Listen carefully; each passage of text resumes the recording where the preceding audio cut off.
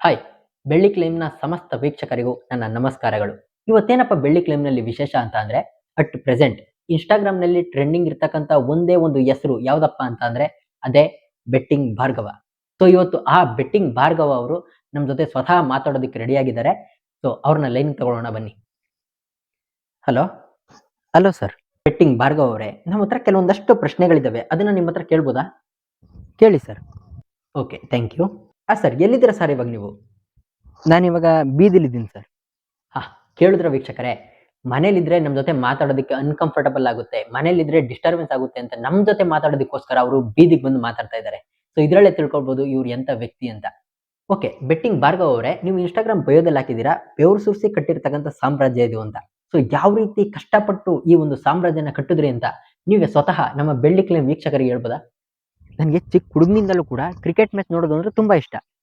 ಅವಾಗ್ಲಿಂದನೂ ನೋಡ್ಕೊಂಡೇ ಬರ್ತಾ ಇದ್ದೆ. ಆದ್ರೆ ಸ್ವಲ್ಪ ವರ್ಷಗಳ ಹಿಂದೆ ಒಂದು ದಿನ ಮ್ಯಾಚ್ ನೋಡ್ತಾ ನೋಡ್ತಾ ಒಂದು ಟೀಮ್ ಗೆಲ್ಲುತ್ತೆ ಅಂತ ನಾನು ಗೆಸ್ ಮಾಡಿದೆ. ಆದ್ರೆ ಅವತ್ತು ಆ ಟೀಮ್ ಸೋತೋಯ್ತು.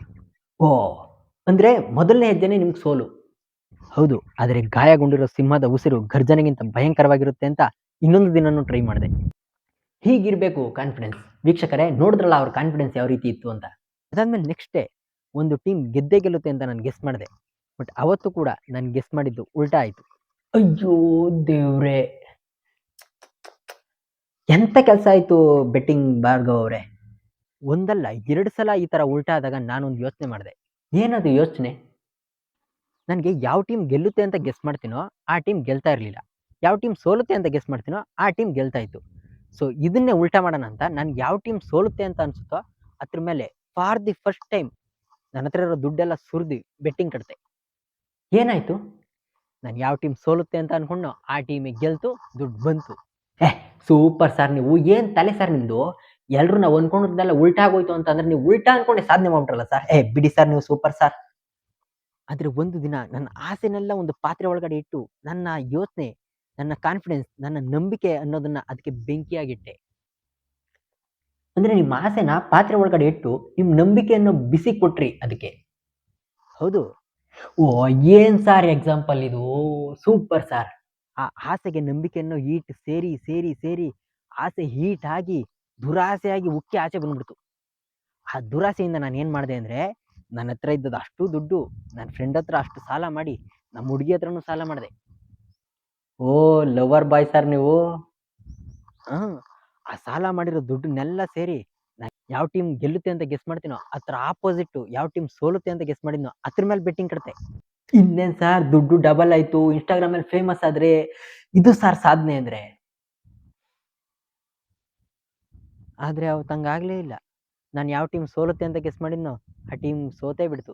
ಯಾವ ಟೀಮ್ ಗೆಲ್ಲುತ್ತೆ ಅಂತ ಗೆಸ್ ಮಾಡಿದ್ನೋ ಆ ಟೀಮ್ ಗೆದ್ದೇ ಬಿಡ್ತು. ನಾನು ಏನ್ ಯೋಚನೆ ಮಾಡ್ತೀನೋ ಅದ್ರ ಉಲ್ಟಾ ಪಲ್ಟಾ ಸಕ್ಸಸ್ ಆಗುತ್ತೆ ಅಂದ್ರೆ ಜೀವನನೇ ಉಲ್ಟಾ ಪಲ್ಟಾ ಆಗೋಯ್ತು. ಬಿಡಿ ಸರ್, ಎದೆಲ್ ಕಲ್ಲಿದ್ದಂಗೆ ಅವೆಲ್ಲ ಅಂಟೋದು ಇಲ್ಲ. ನೀವ್ ಹೇಳೋದು ಸರಿನೇ, ಆದ್ರೆ ಮೈಯೆಲ್ಲ ಸಾಲ ಇರ್ಬೇಕಾದ್ರೆ ಎದೆಲ್ ಕಲ್ಮಡಿಕೊಳಕ್ ಜಾಗ ಎಲ್ಲಿರುತ್ತೆ? ನೀವ್ ಹೇಳೋದ್ರಲ್ಲೂ ಒಂದು ಪಾಯಿಂಟ್ ಇದೆ ಸರ್. ಸರ್ ಆದ್ರೂ ನೀವು ಇನ್ನೊಂದು ಮ್ಯಾಚಲ್ಲಿ ಟ್ರೈ ಮಾಡ್ಬೋದಾಗಿತ್ತು. ಅವಾಗ ಮೇ ಬಿ ರಿಕವರಿ ಆಗ್ತಾ ಇತ್ತೇನೋ. ಹಂಗೆ ನಾನು ಯೋಚನೆ ಮಾಡಿ ಸಾಲ ಮಾಡಿ ಇನ್ನೊಂದು ಮ್ಯಾಚ್ ಆಡ್ದೆ. ಆ ಮ್ಯಾಚು ಸೋತೋಯ್ತು. ಓಹ್! ಸರ್ ಅಷ್ಟೊಂದು ಸಾಲ ಅದನ್ನೆಲ್ಲ ಹೇಗ್ ನಿಭಾಯಿಸಿದ್ರಿ? ಸಾಲ ಕೊಟ್ಟಿರೋ ಕೆಲವೊಂದಷ್ಟು ಜನ ನನ್ನ ಗಾಡಿ ಇಸ್ಕೊಂಡೋದ್ರು. ಇನ್ನು ಕೆಲವೊಂದು ನನ್ನ ಫ್ರೆಂಡ್ಸು 20% ಬಡ್ಡಿ ಕಟ್ಟು ಸಾಲ ತೀರ್ಸೋವರೆಗೂ ಅಂದ್ರು. ಓಹ್! Fire interest. ಹೌದು.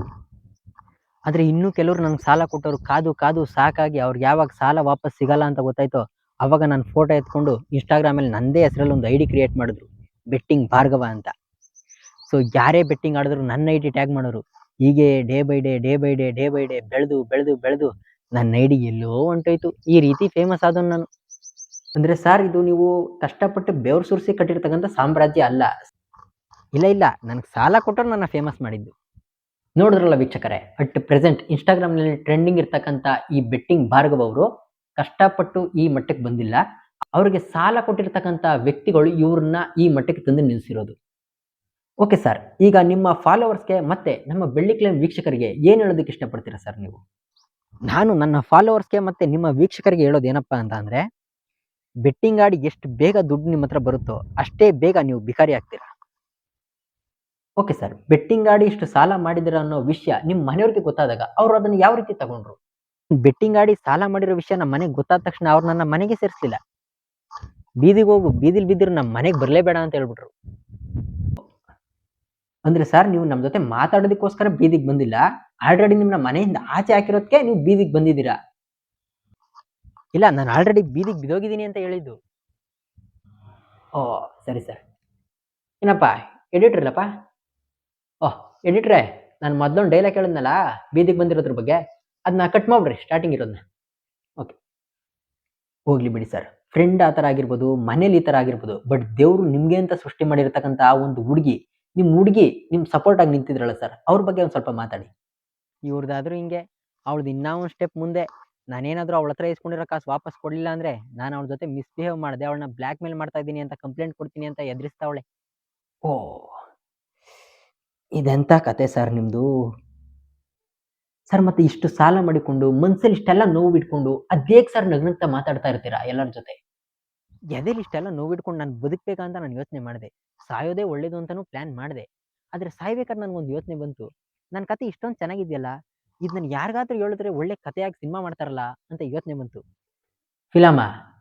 ಅದಕ್ಕೆ ನಿಮ್ಮ ಚಾನಲ್ನ ಕಾಂಟ್ಯಾಕ್ಟ್ ಮಾಡಿ ಈ ಕತೆ ನಿಮ್ಗೆ ಹೇಳ್ಬಿಟ್ಟು ಆಮೇಲೆ ಸತ್ತೋಗೋಣ ಅಂತ ಇಲ್ಲಿ ಬಂದಿದ್ದೀನಿ.